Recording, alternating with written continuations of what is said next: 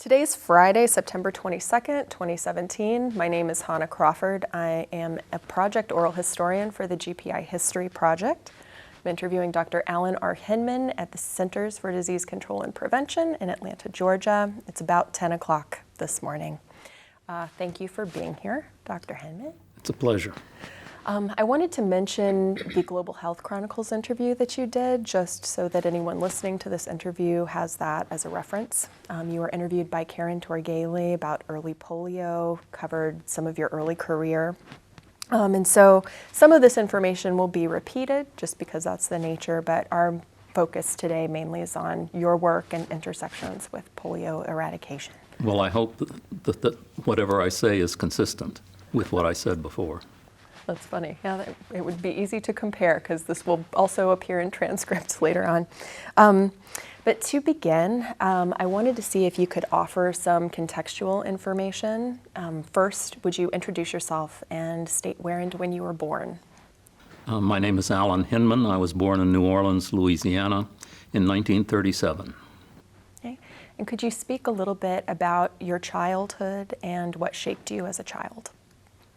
Well, what shaped me as a child, a lot was moving around. My father was in public health, and we lived in Louisiana, Alabama, Maryland, El Salvador, Mexico, Alabama, and Oklahoma, and Puerto Rico before I went to college.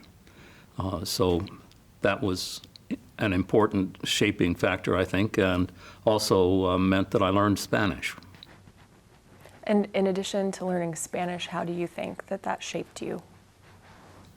Well, it in many ways means that I don't have any lasting childhood memories of lifelong friends because we moved so frequently that every couple of years I would be shifting locations.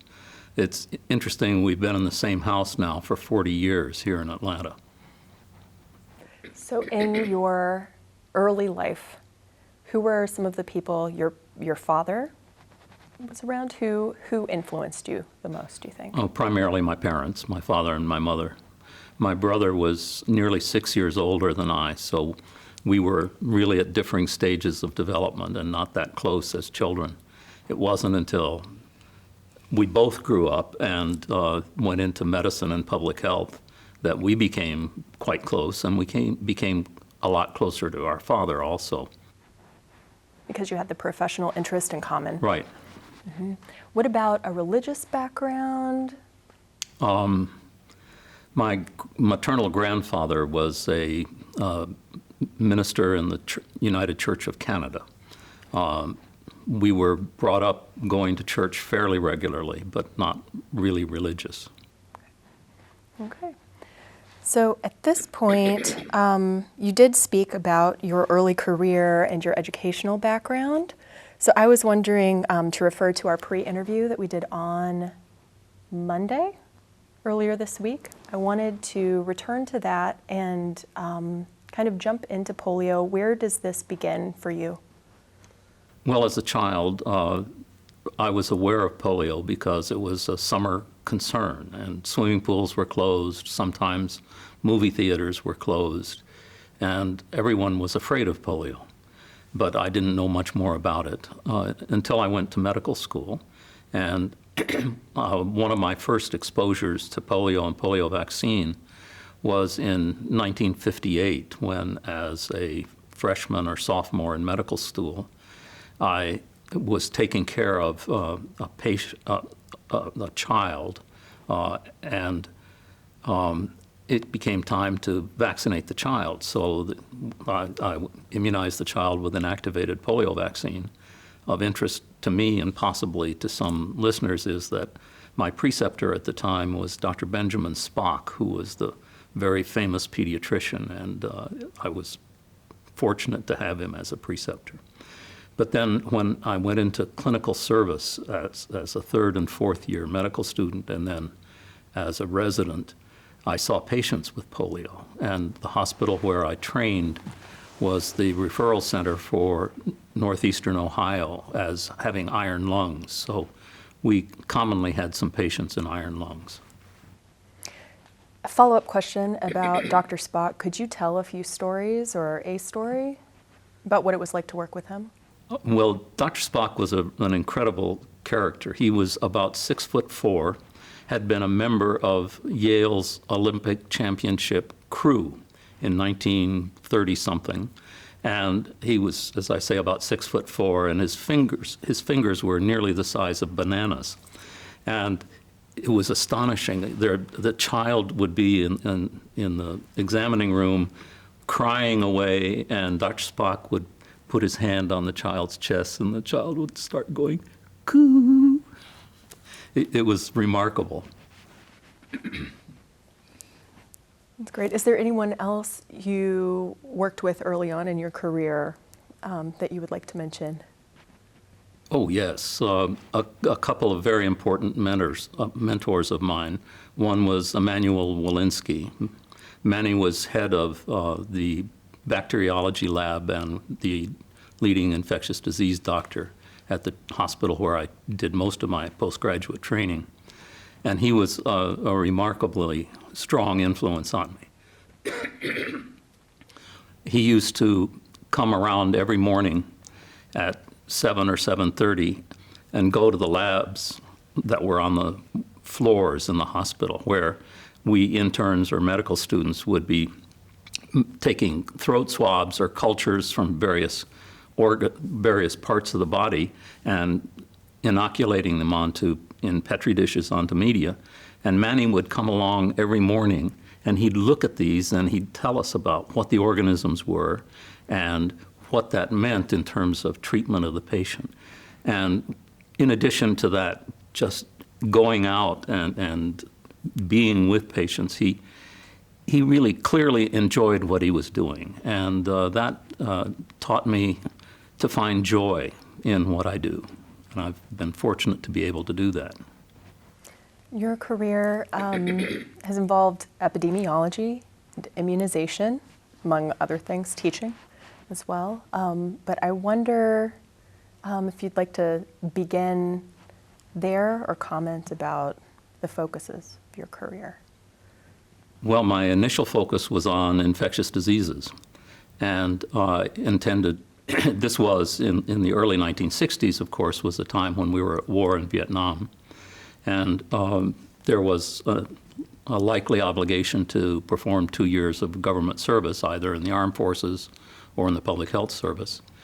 And the options were to be drafted after internship and serve as a general medical officer for 2 years, maybe one of them in Vietnam, taking care of diarrhea, gonorrhea, possibly bullet wounds and other things, or to sign up to get a deferment to complete your specialty training and then go into the service where you would spend 2 years doing your specialty.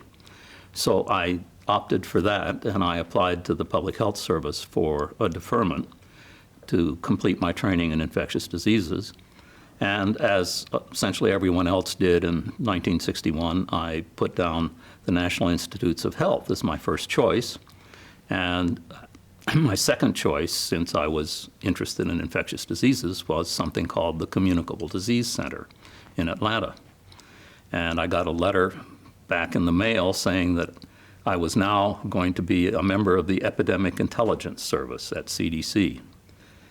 And I went to my chief of medicine and asked him if he knew anything about this Epidemic Intelligence Service, which I'd never heard about. And Rammel said, "Congratulations, my boy, you've just gotten the best possible assignment." And he was absolutely right. I came to CDC for training. At that time, the EIS course was 5 weeks long, and then was assigned to work in the California State Health Department in Berkeley, where in rapid succession, I investigated a waterborne outbreak of gastroenteritis in the Central Valley, an outbreak of meningitis in an institution for the retarded, California's first case of human plague in 15 years, 2 cases of botulism associated with home canned tuna, and I spent 5 weeks in Honduras investigating a polio epidemic. and participating in organizing a nationwide immunization campaign. Well, this was such an incredible experience and it was so joyful and also affected potentially many more people than I ever could in clinical medicine. So I never again thought about going back to clinical medicine. When you were in Honduras, this was before eradication was part of your work, right? This was before 1988. Eradication was not on the radar. This was very shortly after oral polio vaccine had been introduced. Remember, OPV was just introduced in 1961 and had not been widely used in many countries in the developing world. In fact, it had only been used in some parts of Honduras by a visiting missionary team, but it was not a part of any ongoing immunization activity. So I'm wondering how that response would have been different later on. Well, this also was before the initiation of the expanded program on immunization, so there was no coordinated global effort to immunize children. So it was a very different time from what happened then when we finally got around to announcing a goal of polio eradication.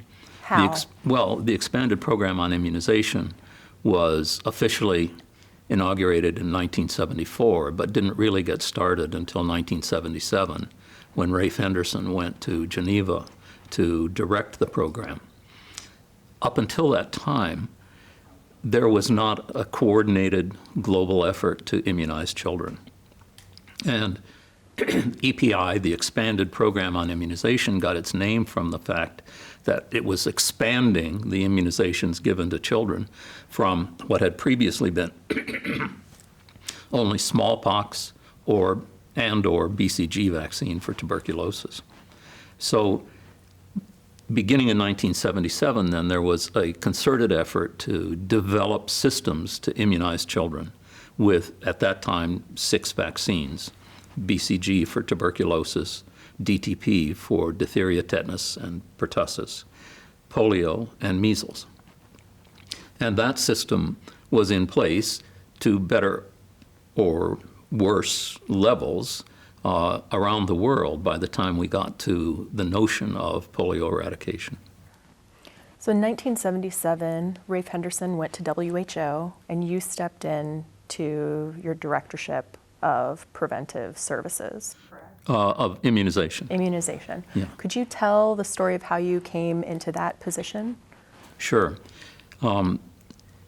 After a year in the California Health Department as an EIS officer, we decided we wanted to go overseas. So I changed to the malaria eradication program, came back to Atlanta for some further training, and then we went and spent a year and a half in El Salvador, where I had lived 25 years before as a young child, and working on evaluating malaria eradication programs in the Americas.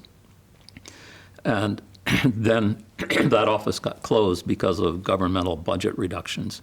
And so CDC supported me to go to Harvard to get a master's in public health, which I did. I came back and was working in viral diseases at CDC when I was offered the possibility to be a state epidemiologist in New York State, in which I would be not only taking care of investigating infectious disease outbreaks, carrying out surveillance, but I also was in charge of the immunization program and the VD control program, as it was then called. And I did that for a couple of years and then got promoted to have responsibilities also for tuberculosis, maternal and child health, nutrition, and family planning. After 5 years in Albany, we went to Tennessee, where I was also the state epidemiologist with responsibilities for all the things I'd had in New York State, as well as the state laboratory.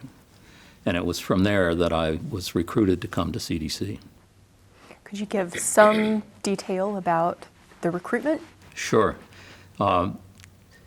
Rafe Henderson, at the time he was assigned to Geneva, had been director of the VD Control Division. And so there was a need to replace him, and I applied for the position. And I became, I guess, the leading external candidate. Paul Wiesner, who had been in charge of clinical research in the VD Control Division at CDC, was the primary internal candidate. And I came down and interviewed for the job and went back to Nashville. And a few weeks later, or it may not even have been a few weeks, shortly thereafter, I got a call from David Senser, who was then director of CDC, who asked if I would be interested in being director of the immunization division, which surprised me greatly. I hadn't realized that that was open. And apparently what happened was that Bill Foege had been in charge of the search committee. And he went to Dave Senser and said, Dave, you got to hire both of these guys, Paul Wiesner and Alan Hinman. And so Paul Wiesner became director of the VD Control Division, and I became director of the immunization division. When you stepped into that role, what were the priorities of immunization at CDC? Well, recovery in a lot of ways. The support for immunizations, the federal grant support for immunizations had been declining, and immunization levels were declining in the U.S., and we had a resurgence of measles. And so there was concern about a need to strengthen immunization services. A lot of this had its origins in the passion that Betty Bumpers, the wife of Arkansas former Governor Dale Bumpers and then Senator Dale Bumpers, had developed about immunizations when she was First Lady of Arkansas. Arkansas had the lowest immunization rates in the nation, and Ms. Bumpers took this up as a cause. And she was very passionate about this and very active, and also was a good friend of the First Lady of Georgia, Rosalind Carter. And when Mr. Carter became president, Mr. Bumpers became senator. And so Ms. Bumpers called up Ms. Carter and said, you know, it's a cry and a shame how low immunization levels are in children in this country. We really need to do something about this. And so the way I interpret it, which may or may not be the truth, Ms. Carter talked to her friend and husband, who called up his Secretary of Health, Education, and Welfare, Joe Califano, and said, Joe, we need to do something about immunization. And so Mr. Califano announced a childhood immunization initiative in April of 1977, which was when I became director of the immunization division. And our priorities then were to try to strengthen the program. We had two specific targets. One was to raise childhood immunization levels to 90% or greater by within 4 years. And the other was to sustain levels of immunization after that. An important part of our strategy was to enact and enforce school attendance laws, school immunization requirements, which required immunization of children before they were allowed to enter school. And Mr. Califano sent a letter to all 50 governors asking them to enact an immunization law if they didn't have one already, and if they did have one, to enforce it. As a result, we had levels in school children above 90%, starting in about 1980 or 81. And they've remained that high ever since because of the school immunization laws. We also established in 1978 a target to eliminate measles from the United States by 1982. We were a little late in delivering that. It wasn't until 1999 that we finally did eliminate measles from the U.S. So 1977, immunization is changing on a global scale, and it's changing in the United States. Right. What happens next? Well, the EPI focused very heavily on developing and training workers, mid-level managers, and one of the big emphases that Rafe put was on developing training courses to enable people at district level or regional level within countries to have the knowledge and the managerial skills to operate an immunization program. And that was a major endeavor. But at that time, essentially all of the targets had to do with raising immunization coverage. We didn't really have disease reduction or elimination targets. Where were you coming into contact with Rafe Henderson? Meetings? What kinds of meetings? How much cross-pollination was happening there? Well, Rafe and I started at CDC the same day in 1965, and we had been friends before he went to Geneva, and we didn't see each other that frequently at first. I would go to Geneva once or twice a year, and we would encounter one another a couple of other times, perhaps. But we remained in close contact, and I did some things for Rafe. For example, in 1983, I spent 6 weeks in Copenhagen at the WHO regional office for Europe, trying to instill some enthusiasm for immunization in the regional office and in the countries in Europe, most of which had fairly decent or even good immunization programs, but they weren't paying a lot of attention. And there were some countries that didn't have very good programs. So Rafe asked me to spend 6 weeks there to work with staff at the region and then with some of the country immunization leaders to try to get things a little more active. In countries where things were less active, what did that look like? Well, for example, in the United Kingdom, in England, there had been a concern in the 70s that DTP vaccine, specifically pertussis vaccine, was causing brain damage in children. And an association of parents of brain-damaged children was formed, and a Scottish epidemiologist named Gordon Stewart was lending some scientific credibility to this, although the science turns out not to be good. And as a result, immunization levels against pertussis in the United Kingdom fell dramatically over the course of about a 3-year period, and they had a major resurgence of pertussis. Many of the European countries, the most developed countries, did not see measles as a problem because their children were well-nourished. Complications from measles in well-nourished children are not that common. 1 out of every 1,000 might develop short-term encephalitis. 1 out of 10,000 might die. But what that meant was that pediatricians and general practitioners in developed countries rarely saw serious complications from measles. Whereas in developing countries where malnutrition was common, measles was killing thousands.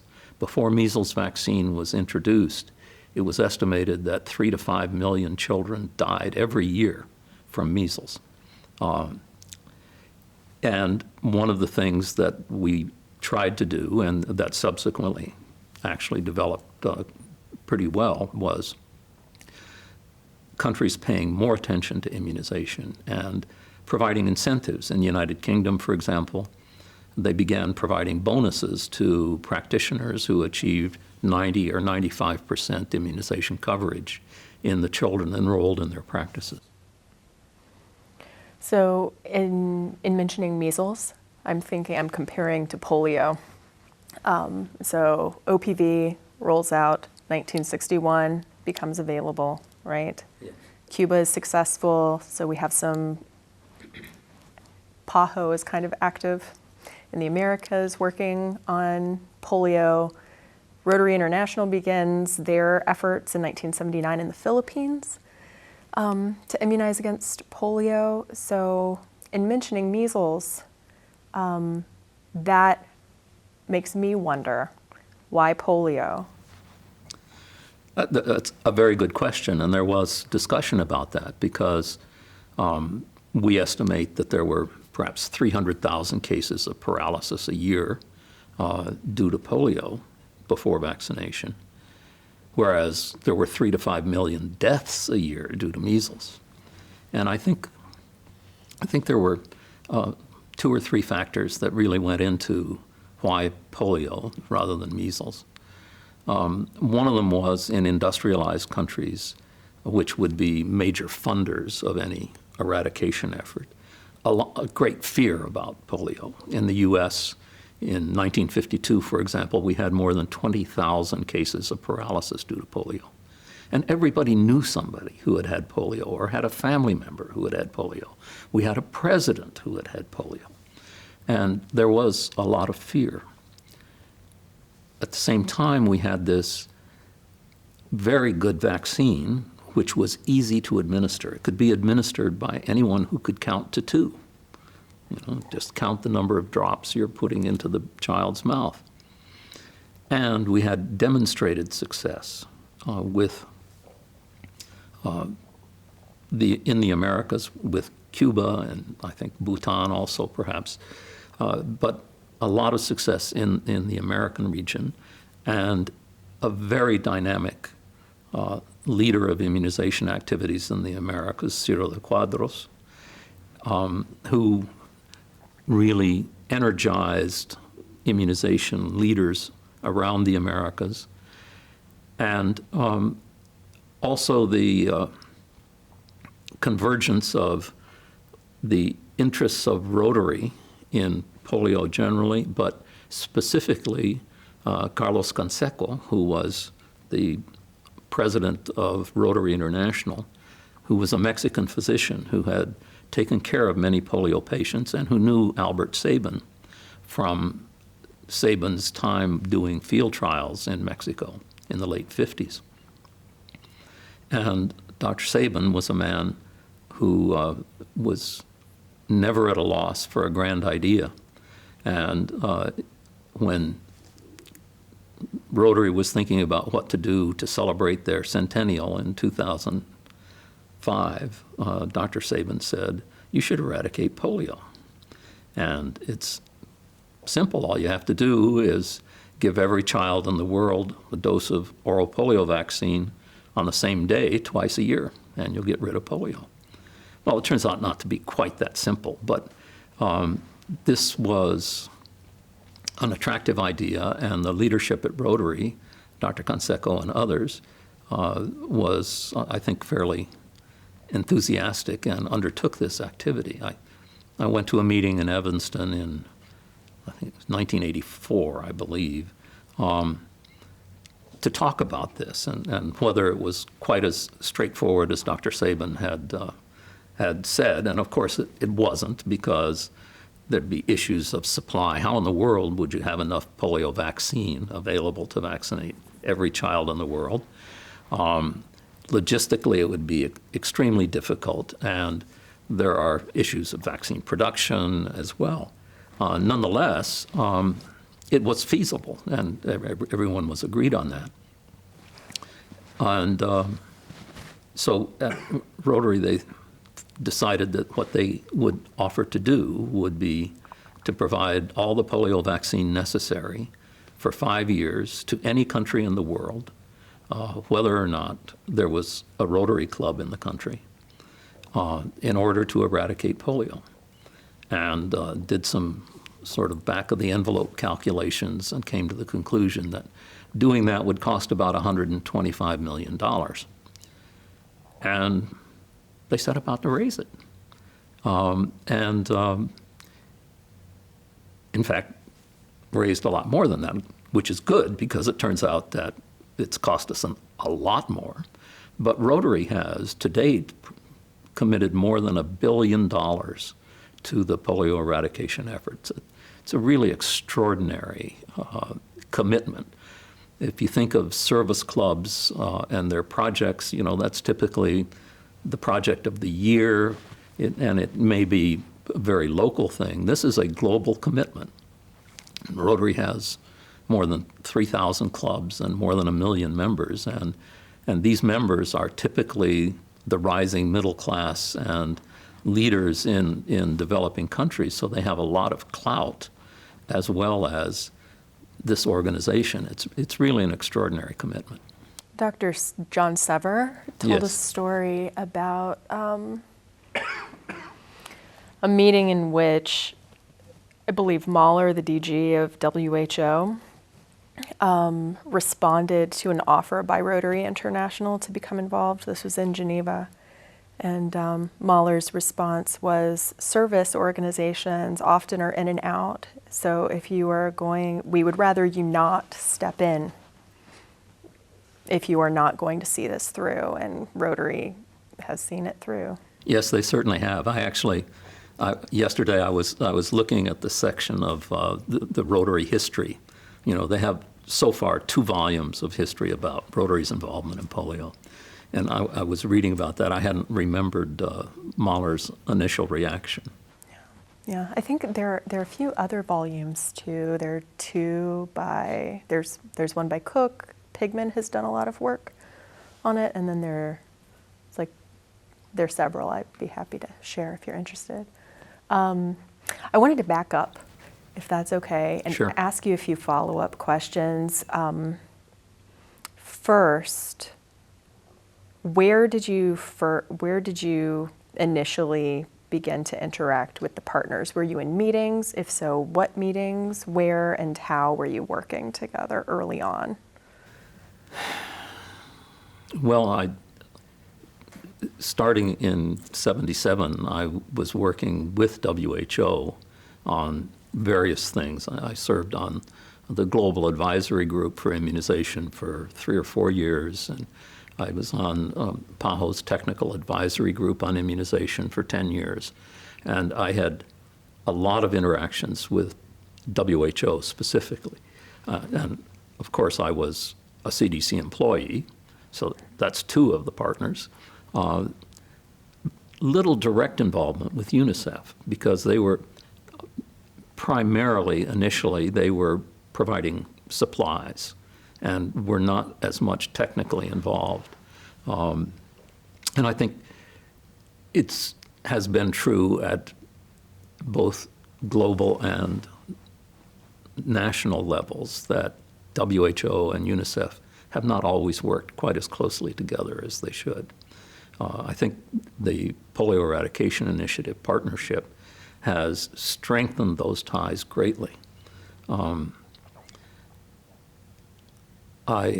Let's see, WHO, CDC, UNICEF, Rotary. My involvement with Rotary has not been that close. I never turned down an invitation to speak at a Rotary Club because they are doing such wonderful work on polio. But I've been to a couple of meetings at Rotary, and John Sever and I see one another from time to time at various polio-related or even other meetings. And then the Gates Foundation, as sort of the newest partner in the partnership, I have worked on a number of Gates-funded projects, including now working on the transition management group for the transition from after polio eradication. Yeah, I want to make sure that we put some time into TMG, but I also wanted to go back and ask you about Pajo and ask you, because you were concurrently working as Director of Immunization and you were also working with Pajo. Could you tell some stories about that? Well, Pajo is a remarkable organization in that it antedates the World Health Organization. The Pan American Sanitary Bureau was formed about 40 years before WHO was created. And they have developed, they have always been, I think, leaders in bringing things together. And a couple of things they talk about a lot are solidarity and Pan-Americanism, and trying to treat all countries equally and be sure that they are moving as cohesively and as possible. And I think Pajo has been the leader among the WHO regions in a number of areas, including immunization. Part of that then is just Pajo itself, and a very important part was Ciro de Quadros. Ciro was a Brazilian epidemiologist who worked in the smallpox eradication program and was really dynamic, and he was a good salesman and a wonderful person. He and I traveled together quite a bit and shared hotel rooms occasionally. Can you give some examples to kind of illustrate his personality? I never remember Ciro not being animated. He was quite energetic, and he also had a very, I think, well-tuned political eye. He developed the notion of involving first ladies in immunization, and I don't think that had been done before.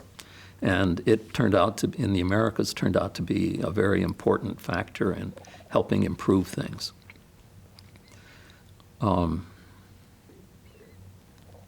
He was always in action, I have to say, and traveled with just a little tiny suitcase. What did it look like? It wasn't a framed suitcase. It was more of a duffel bag kind of a thing. And I don't know, he was just good to be around, and very effective at motivating people, and not afraid to be critical either. But he had a good sense of humor, and I miss him. Did he joke with people? Yeah. Mm-hmm. And did he interact with everyone kind of across the spectrum of, I think about socioeconomic class, especially for people in positions of leadership, you know, relationships between kind of higher ups and people who are working on the ground? Oh, he respected the people who were working on the ground, and was unafraid of the people in the highest political levels. But he was politic or diplomatic in dealings. Did you ever see him in conflict? Oh, arguments? Mm-hmm. Oh, yeah. Can you tell us some stories about that? None come right to mind. But sure. I mean, he and I argued some. But it was all over trivia, not over serious issues. Let's see. So what was your first position?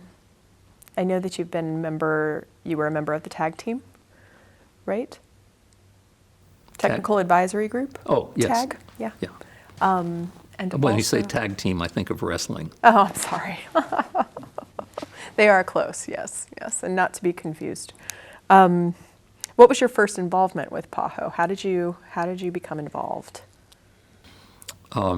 It was in the 70s, I think. I had temporary contact with them in 1965 when I was in Honduras, but it wasn't until I went to New York State in 1970 that I began being asked by Pajo to participate in things, because there weren't a lot of Spanish-speaking North American epidemiologists at the time. So I did work with Pajo, participated in some training courses on surveillance and epidemiology, and worked with Ciro before even the EPI got officially started and before I came back to CDC. Was that in a formal capacity or? I was a temporary advisor. Okay. Yes. And how did that progress? And were you hearing conversation about polio specifically at all? Well, polio has been an interest for some time. In 1987, we published a paper on the case for global eradication of poliomyelitis, and the authors, as I recall, were myself, Bill Foege, Cyril de Quadros, Walt Orenstein, Peter Patriarca, and Ed Brink. That was one of the first publications calling for global eradication of polio. But before that, we had been in the U.S. Very successful. Our last case of polio acquired in the United States was in 1979. And we didn't want to, and we were seeing importations from other countries, particularly from Mexico initially, and the Americas. So as the programs got strengthened in Latin America, we stopped seeing these importations. Is there anything you'd like to record about the writing of that paper or conversations leading up to the writing of that paper? I can't remember. It was just, it was 5 years after Don Hopkins and Jeff Copeland and I and Mike Lane had written a paper called The Case for Global Eradication of Measles. So eradication was sort of, in my mind at least, and in the minds of others. I frankly don't remember that much about the writing of the paper. Measles and polio. Having written a paper about eradicating measles 5 years prior, could you offer some of your, returning to that time, what was your opinion of eradication as a public health strategy? How did you feel about polio coming into the mix down the line? Well, I have to admit that I may have become an eradicationist by heredity. My father wrote a book called Worldwide Eradication of Infectious Diseases in 1966. So eradication was a term that I had heard. And I think the measles paper was largely, I think, motivated by Don Hopkins, who was at the time the deputy director of CDC and is leading the charge on guinea worm eradication now. And we had established in the U.S. this target to eliminate measles by 1982. And the global eradication of measles paper was in many ways a projection from there. Bill Foege was a major factor in our establishing a measles elimination target. And we used to meet, when Bill was director of CDC, we met with him every week to discuss every case of measles that was occurring in the United States. We weren't having any polio at that point, so we didn't need to meet with him weekly to talk about that. Would you say that measles to you was more urgent? Yes. And if all circumstances had been equal, I would have personally picked measles as the first eradication target after smallpox. But there were a number of factors. I think industrialized countries, as I say, didn't really think that measles was that big of a problem. Measles vaccine is heat sensitive. You have to give it by injection. And there was not the sort of level of enthusiasm among outside partners, such as Rotary for measles. Follow-up question. There are two, actually. Would you talk about Conseco? I didn't know him really well at all. I met him a couple of times. But he obviously, and again, rereading those pages in the Rotary history yesterday, he was apparently very, very passionate and convincing. Let's see. I also noted that you had mentioned vaccine production and issues with vaccine production. Would you like to talk about that at all? Is that... Well, vaccine production is really quite complicated, and to develop a supply to vaccinate every child in the world would have been really a major undertaking. Once there was a commitment to global eradication, then, of course, supply began to increase. Manufacturers increased their production. And supply with oral polio vaccine has not been, I don't think, a really major problem during the course of the eradication initiative. On the other hand, now that we have moved to introduce inactivated polio vaccine around the world, we are encountering serious production problems. And in fact, there are still, I think, some 30 countries that have not yet been able to introduce inactivated polio vaccine because there has been inadequate supply.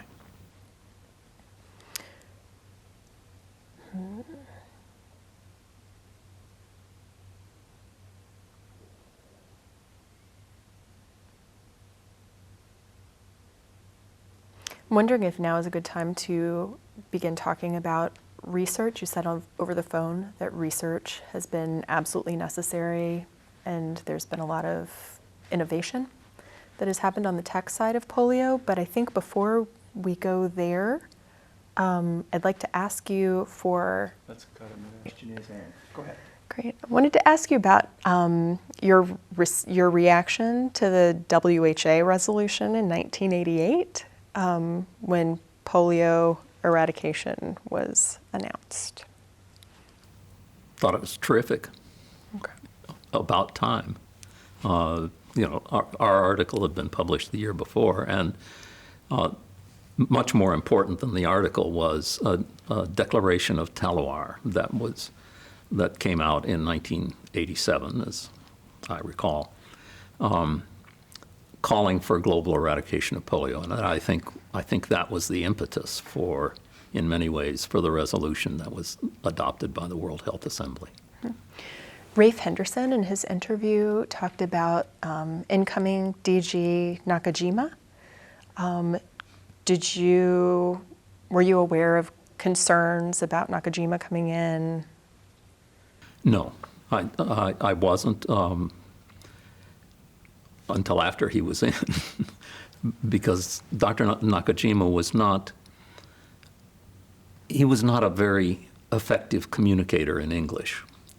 And the few times I ever was in the same room with him, I did not have a sense of dynamic leadership or necessarily great interest in immunization. How did that affect things? The DG has substantial influence over what happens at WHO and over the general, I think the general morale and spirit of the place. Would you say that limited what happened, what was possible? I don't think I'm competent to answer that. Sure. Okay. Polio eradication in 1988. And so all of these partners joined informally there is no legal entity. Around that time, UNICEF, WHO, CDC, and Rotary had all been active in working on polio. At what point do you think, or was there even a point at which everybody kind of acknowledged we're working together, we've been working together, or was it just kind of a gradual process? My guess, and it is a guess, is that it was kind of a gradual process. I think that it is, in many ways, it's a strength of the partnership that it is not a legal entity. It is a group of institutions who voluntarily are working together. And I think in many ways this embodies collaboration in the positive sense. If you look in the Oxford English Dictionary for collaboration, it has two definitions. One of them is working together to achieve a common goal, and the second is traitorous cooperation with the enemy.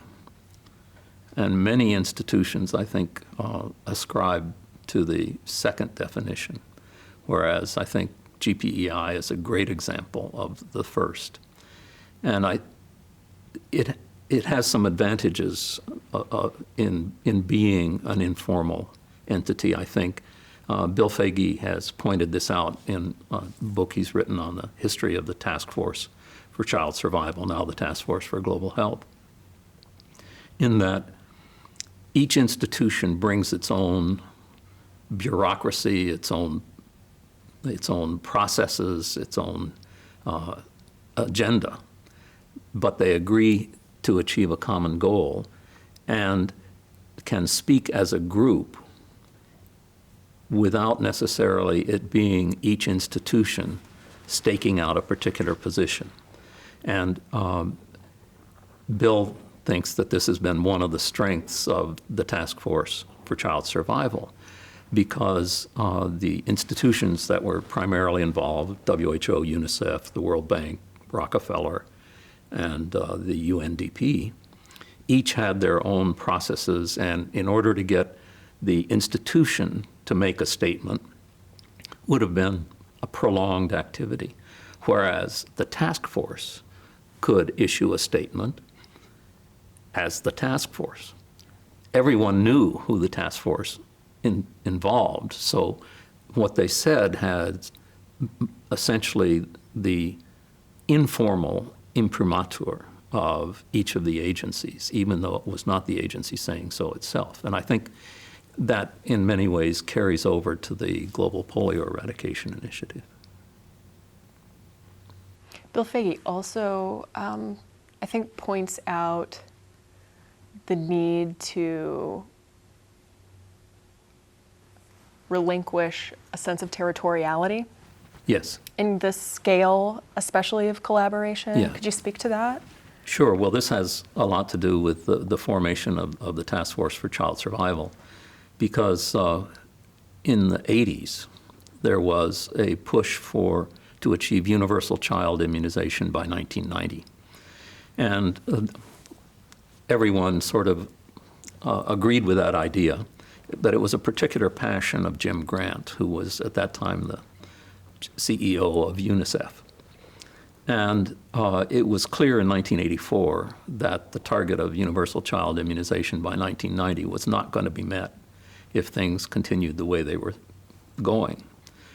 And so a meeting was convened at Bellagio, the Rockefeller Foundation's villa on Lake Como in Italy, at which Hofmann-Mahler and Jim Grant and the president, the leaders of UNDP and Rockefeller all came and all agreed that universal child immunization was an important goal and that it wasn't going to be met the way things were going, and that the reason it wasn't going to be met is that they weren't playing nice together, that individual and institutional egos were getting in the way.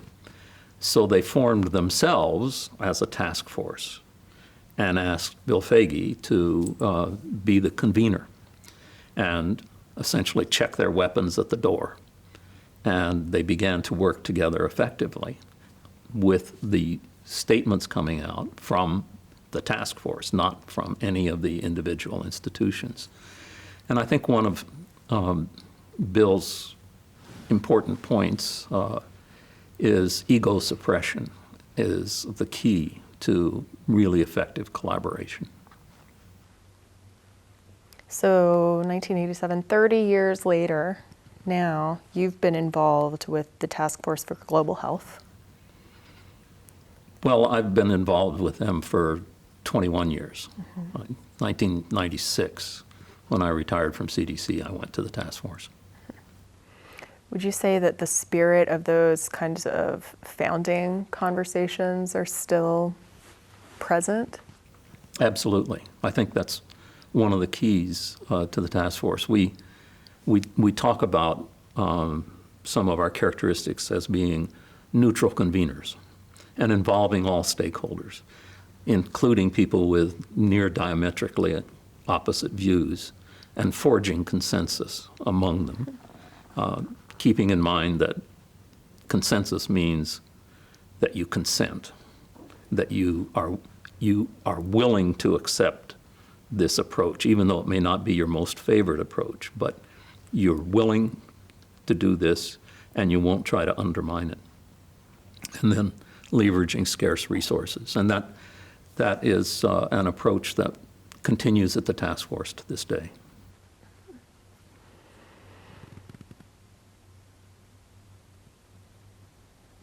I'm looking at some of the positions. I have this little list of positions that I took from your resume, or your CV, which is so extensive. I think with publications it was 59 pages, which is incredible. It really is. And so I was looking, so I see Technical Advisory Group at Pajo. I see member of the Task Force on Community Preventive Services, Transition Management Group, and Lessons Learned Task Team. Would you speak about any or all of those positions in relation to polio? I wanted to make sure that I mentioned them. Well, the Pajo's Technical Advisory Group was not just on polio. It was on immunizations more broadly. And polio, of course, was a very important part of that until we achieved eradication in the Americas. But these kinds of advisory groups, I think, are really very important. And I was a member of what was then called the Global Advisory Group of WHO EPI in the, I can't even remember when, late 70s, early 80s, maybe. Say it was 19, I have it in your resume, Yeah. but I don't want to shuffle through. But that was a more sort of representative body, that is, a member from each of WHO's 6 regions. And they weren't necessarily all immunization gurus. The technical advisory groups, as they have developed, and the SAGE, the Global Strategic Advisory Group of Experts on Immunization, are now a much more structured and effective body, I think. They are independent experts. They have strong statements on conflicts of interest. They use evidence-based material for their recommendations. It used to be that a lot of decisions were made by what was called GOBSAT, good old boys sitting around a table. And someone would say, well, I think this is the way we ought to do it. And somebody else would say, well, that's not the way we do it. And there'd be discussion and they'd come to conclusion. And what has developed over the course of the last 30 years or so is the notion that we should use evidence as the basis for our decisions and recommendations. A lot of this in the U.S. was developed through something called the U.S. Preventive Services Task Force, which was established by the Department of Health and Human Services to assess the evidence base for things that are done in the clinical setting for prevention in terms of screening, counseling, immunization. And the idea was to look at the published evidence and try to determine the adequacy of design and execution of the studies, how valid the methods were, whether they had appropriate kinds of control or comparison groups, and rate the quality of the evidence, and then base your recommendations on that. And this approach, I think, has been really important, and it led then to the creation of the U.S. The Task Force on Community Preventive Services, which was designed to take the same kind of an approach as was taken from the clinical setting and put it into the public health setting, which raised some complications because in the clinical setting, the randomized controlled trial, preferably double-blind, is really the gold standard. We don't do that in public health. You really can't. We do comparison groups, but it's almost impossible to be double-blinded, for example. So we, in forming the Community Preventive Services Task Force, which was something I was involved in as one of my last activities before retiring from CDC, we really had to amend approaches a little, continue the approach of assessing the design and execution of studies, the quality of the evidence, and base recommendations on that, which led to a number of things being categorized as having insufficient evidence. And this is a problematic term because some people think that if you say insufficient evidence, it means it doesn't work. That may be the case, but what we really mean by that is that there's not enough good quality evidence to demonstrate that it does work. It may work, it may not, but the evidence is not sufficient. And I think this has been an important approach. It leads to some tensions because it is really a pretty dispassionate thing, and many of us get very passionate about the things we're involved in and the things we're interested in.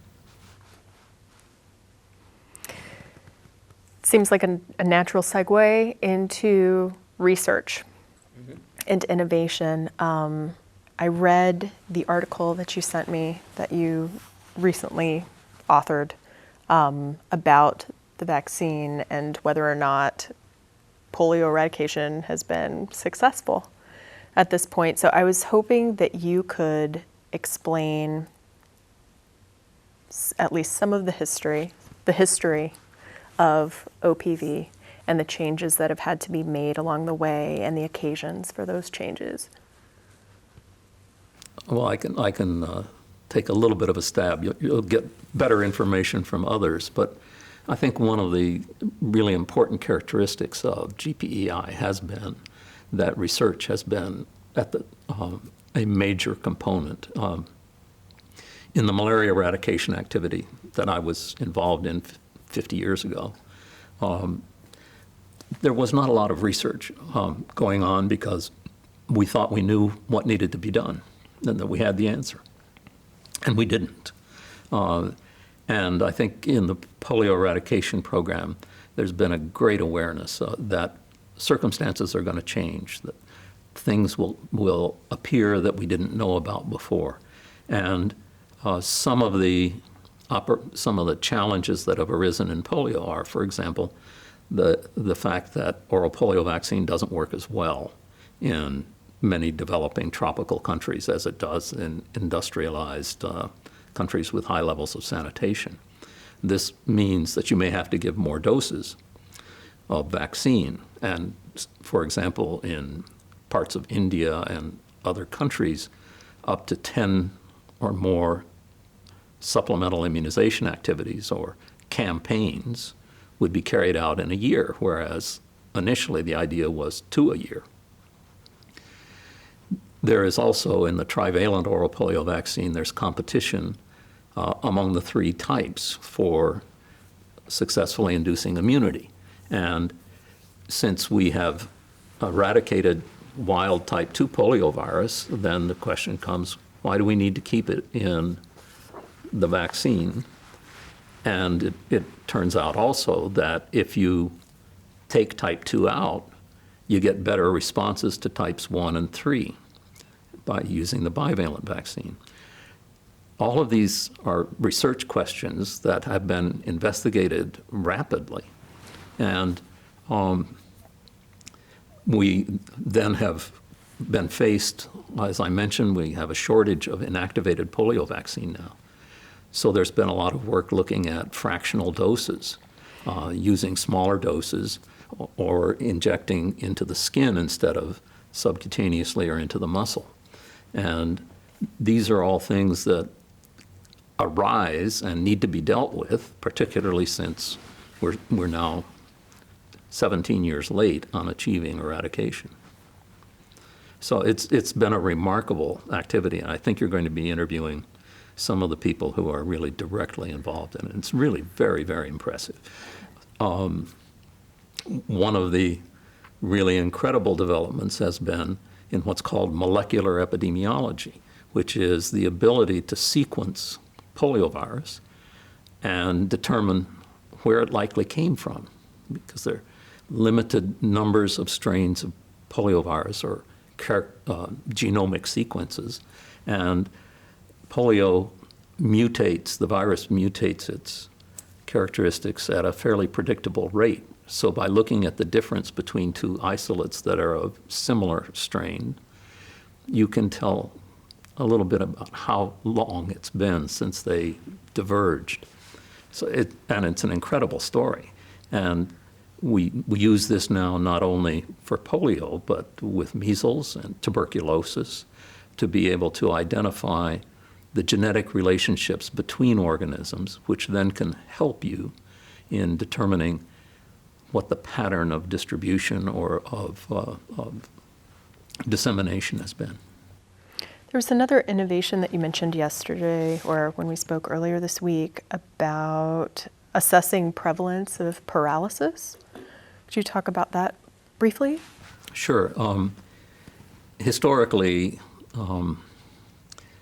polio was thought of as an epidemic disease in countries that had a certain level of sanitation, because in countries where there's poor levels of sanitation, infants, poliovirus is in feces, it gets into drinking water, and infants would be infected at a very early age, at which time they might have protection still from maternal antibody that was transmitted through their placenta. And at a time when, for some reason, paralysis may not be as common as it is in older children or adults who are infected. So in developing countries, polio didn't appear as really an epidemic disease particularly. In developed countries, on the other hand, where we have high levels of sanitation, infants would not be exposed to wild poliovirus in the environment, and they would grow up still susceptible. And we would then have a large enough pool of susceptibles that when poliovirus was introduced, it would cause an epidemic. So polio was feared in industrialized countries, but not so much in developing countries. And I think a couple of people, Mark LaForce and Roger Bernier, were very important in determining that if you go look for it, you will find kids paralyzed by polio in developing countries. It's just that they occurred as individual cases, not as epidemics, so there wasn't a big public knowledge of it. And secondly, these kids would be kept at home. if they're paralyzed, they're not going to be able to go outside or go to school or do anything. And by doing house-to-house surveys of lameness, it was found that there is a fairly uniform level of paralysis not caused by polio in children around the world, of about 1 case per 100,000 population. And so this then enabled setting essentially a standard of surveillance. Since every case, you go look for all cases of acute flaccid paralysis, floppy paralysis, and if you can find more than 1 case of flaccid paralysis for every 100,000 children, that is not due to polio, since all of these cases will be investigated, stool specimens will be taken and examined for poliovirus, then that means that your surveillance is good enough to find polio if it's there, because you're finding all the non-polios. And it's, as far as traveling house to house, like that was a method deployed by Rotary. Well, that was later that on. was what that's what established the essentially the standard against which we could measure the quality of surveillance. Now, house to house is the way that vaccine is given. The surveillance for acute flaccid paralysis is typically not going house to house, but going health facility to health facility, because if a child develops paralysis, it's likely that someone will take the child to some sort of a health unit. And so the acute flaccid paralysis surveillance is more institutional than it is house to house. Mass vaccination, on the other hand, is very commonly house to house. Okay. Thank you. Good. Good. I confused the two. Oh, it should, in talking about house to house vaccination, it's also one of the things that has appeared or has been acknowledged in polio is the importance of cultural religious differences in acceptance of vaccine. In Muslim countries, for example, male workers can't enter the household unless the male of the household is there, and that commonly during working hours he is not. So one of the things that has changed a lot has been the use of women and as community health workers, as vaccinators. And this has, in many countries, has resulted in remarkable increases in coverage.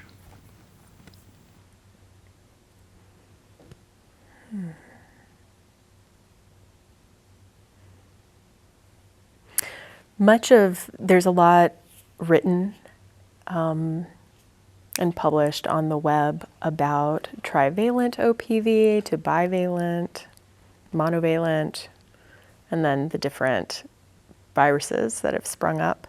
So I don't want to take too much time commenting on that, but I think that if we talk about it in a way that focuses on your experience, so if you can remember, where do you remember first hearing about some of that there was a need to change the vaccine?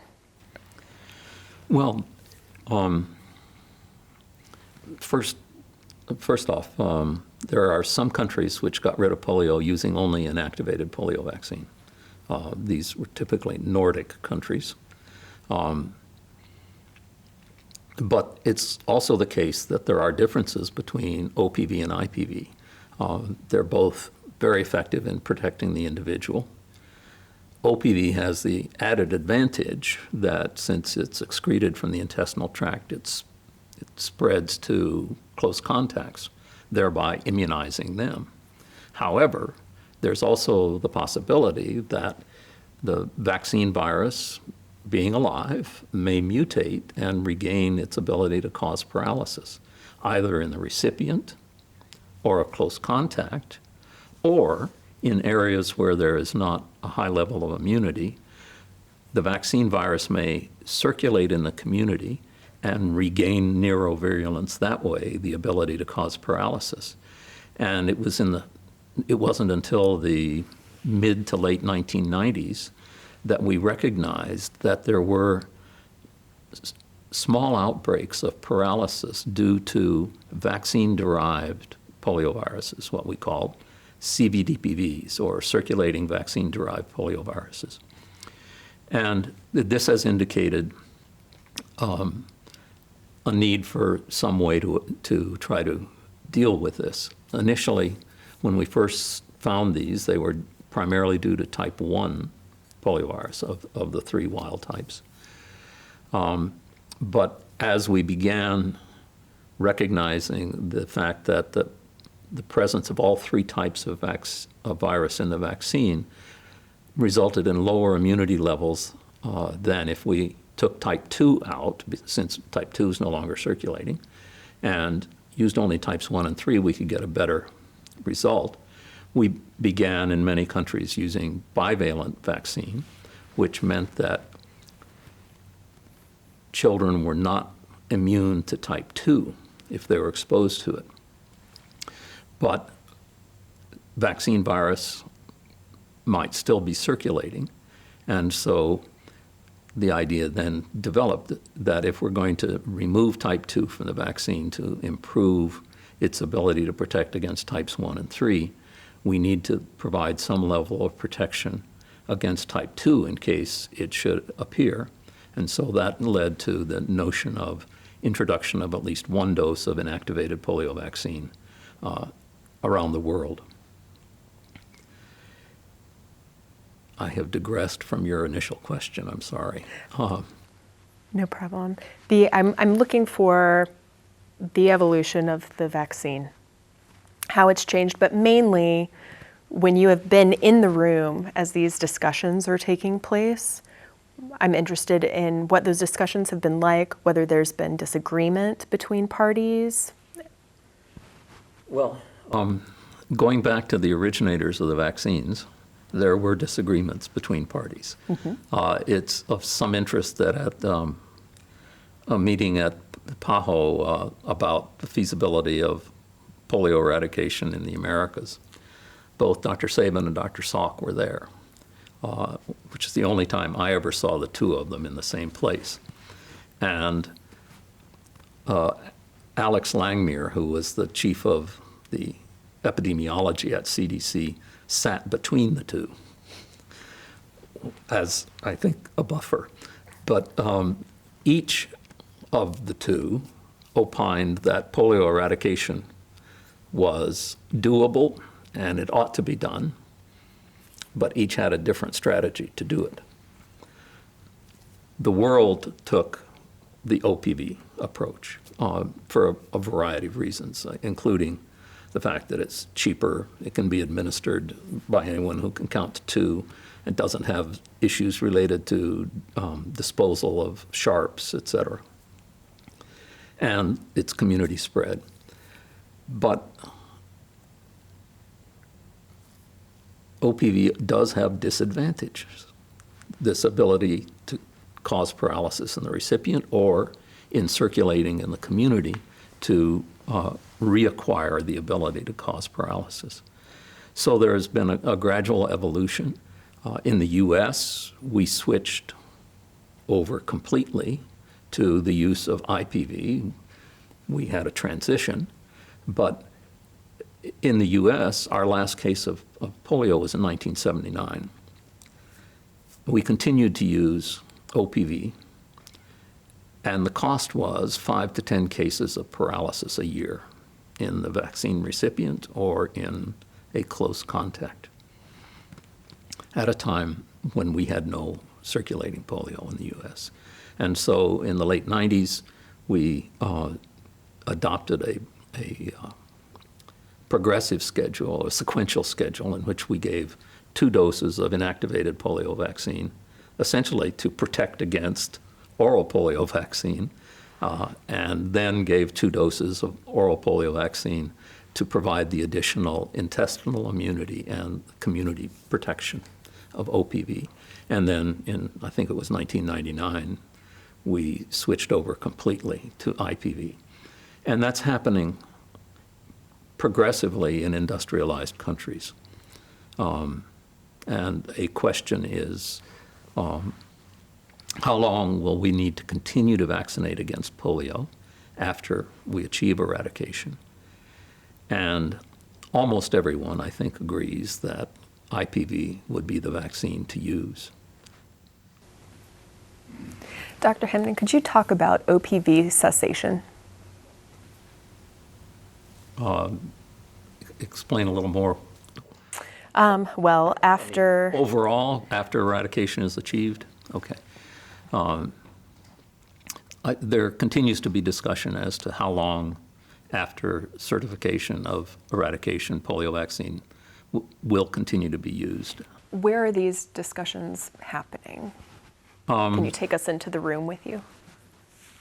Well, at places such as GPEI leadership meetings, the Strategic Advisory Group of Experts, SAGE, WHO, is really, I think, in many ways considered the authoritative voice.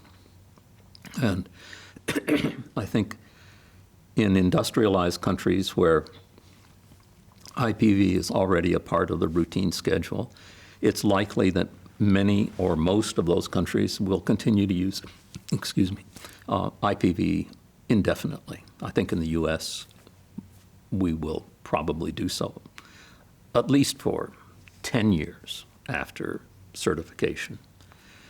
In developing countries, which are currently depending heavily on external support, it may be a question of what they think they can afford.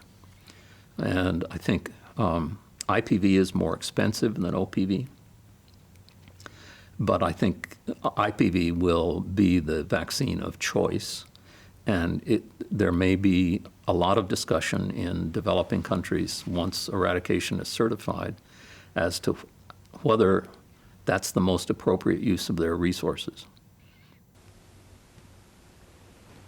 Great.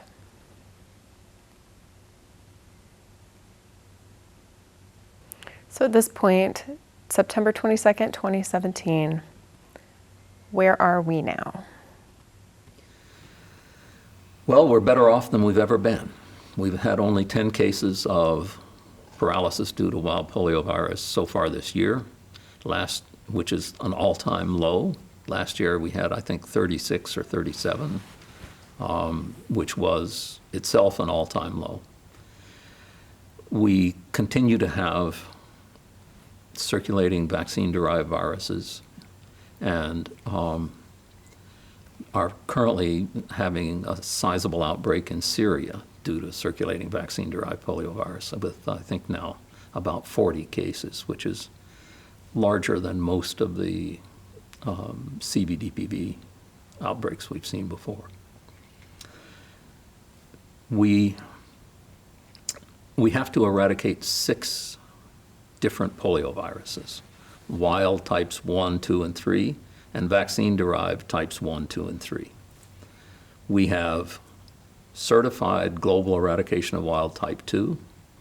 We have not detected a wild type 3 virus now in 2 years, so we may have eradicated it. And wild type 1 is the only wild type virus that still circulates. By switching to bivalent oral polio vaccine, we will have a major impact on circulating vaccine-derived type 2 virus. And circulating vaccine-derived types 1 and 3 are pretty readily dealt with by our outbreak response approaches. So of the 6, yes, type 2, probably type 3, not yet type 1, and I think the vaccine-derived viruses will be able to be dealt with. Right. Is there anything you would like to add? There's never enough time to cover everything. We talked very little about Nigeria, Pakistan, Afghanistan. We could talk about your involvement in the transition management group, but I wanted to open it up. Well, then I'll say a little bit about transition, because there are currently something on the order of 30,000 or more polio eradication field workers whose jobs will go away when polio is eradicated. And the question is how to make use of that talent and how to pay for it, because these are largely funded by external funds. Donors are getting fatigued. They're waiting for the end of polio eradication because we are 17 years late, and they would like to turn to something else. So there is a lot of concern, and that's this whole transition business, about what's going to happen, because these polio workers are not doing just polio. In fact, one study found that about 50% of their time is spent on non-polio activities. Typically, immunizations, or focusing often on measles and rubella, but also other maternal and child health activities. In addition, there will be a continuing need to maintain surveillance for polio, the ability to respond to it, and a lab capacity. The Polio Eradication Initiative has established an incredible global network of laboratories, which mean that with communications, that mean that if a child becomes paralyzed in any country, a stool specimen from that child can be gotten to a competent laboratory in adequate time to be able to identify the virus, to isolate the virus. It's an extraordinary network, and it's used for more than just polio. It is currently being used in almost all locations for measles and perhaps rubella as well. But the labs have also been used for many other things, like yellow fever, Ebola, et cetera. So there's a lot of concern about what's going to happen to other program activities if these workers just disappear. And that's a part of the whole transition activity. In addition to displacement, what other impacts do you see the end of polio having?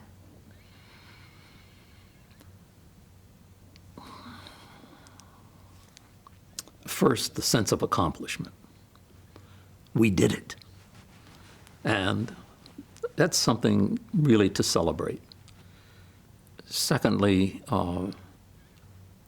a demonstration of the ability to train, mobilize, and execute. It's not just that polio will be gone, but it's that we will have demonstrated again that we have the ability to mount an effective campaign such as this. It then will enable us to think about other things, like measles and rubella, which, from my perspective, can, should, and must be eradicated, but we got to finish this job. Yeah, I'm getting the impression from talking to a few people that the horizontal approach and the vertical approaches work together. Well, many people have started talking about diagonal approaches, and in which you try to integrate the vertical and the horizontal so that you don't have the argument between the vertical or categorical program and the horizontal or comprehensive healthcare program, but that you link them together. And the diagonal approach is, as this is how it's been described particularly by Julio Frank and Jaime Sepulveda. Julio was the Minister of Health in Mexico, and then became dean of the Harvard School of Public Health. And Jaime Sepulveda was director general in the Ministry of Health in Mexico, and then went to the Gates Foundation and is now head of Global Health Institute in San Francisco. But they have championed this approach, and Walt Orenstein at CDC and Steve Kotche and others have talked about this. And in fact, I have seen a slide that CDC has developed showing the linkages between horizontal and vertical in a way that lays them diagonally. So we've touched on TMG a bit.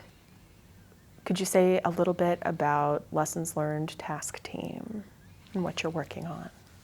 Well, the Transition Management Group has currently 2 task teams. One is called Lessons Learned, and the other is the Country Planning Task Team. And the Lessons Learned Task Team, of which I'm a member, is looking at the lessons learned from polio eradication, and specifically in the transition activities. A supplement to the Journal of Infectious Diseases was just published a couple of months ago, which had some 51 articles, I believe, on lessons learned. Then there are also some other activities underway about history and lessons learned. There is this project, the GPEI History Project. In addition, the United Nations Foundation has engaged a communications and field worker to develop 12 essentially case studies, which will be mixed media approaches to describing different aspects of polio eradication. It's Christine McNabb's Christine McNabb, yes. project, yeah. And the Gates Foundation has recently issued a request for proposals to develop essentially curricular approaches that can be used in graduate schools as case studies, as well as training materials for people at field level or mid-level trying to capitalize on the lessons learned.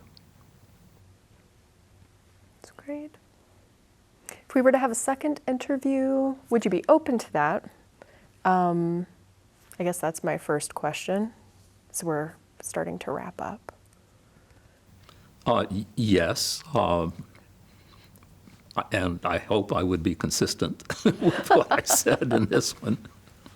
And what have we not covered today that you think would need to be recorded?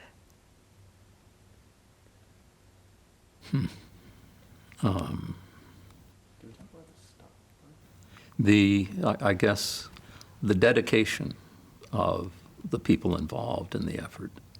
We are 17 years late in delivery. There are, and always have been, skeptics, but I think the folks who are involved are a remarkable group and have accomplished an awful lot, and I think we should be all grateful to them. Great. And then we have a list of 196 people. And you are one of them, but I'm trying to ask all of the interviewees for their top 5 names or so that I can look on the list as we balance it. Well, you've reached some of them already. Rafe, Bill Fagey, Bruce Aylward, who managed the program for several years, Hamid Jaffrey. You've already reached John Sever. I think Mark Palanch and Olin Q can get really wonderful stories about the developments in laboratory science. Roland Sutter, who oversees research for GPEI at WHO, would all be very important. I think if you can reach George Oblapenko, He was regional advisor in the European Regional Office of WHO and organized a cross-regional, multinational campaign called MECACAR, which stood for Middle East, Central Asia, and Middle East, Caucasus, and Central Asian republics. I think 17 countries in 3 different WHO regions carrying out simultaneously coordinated efforts. And that was a really interesting and important activity. Thank you, Dr. Hinman. Is there anything, any final thought you would like to offer? I wish my memory was better. I think your memory's great. We'll see. Thank you so much.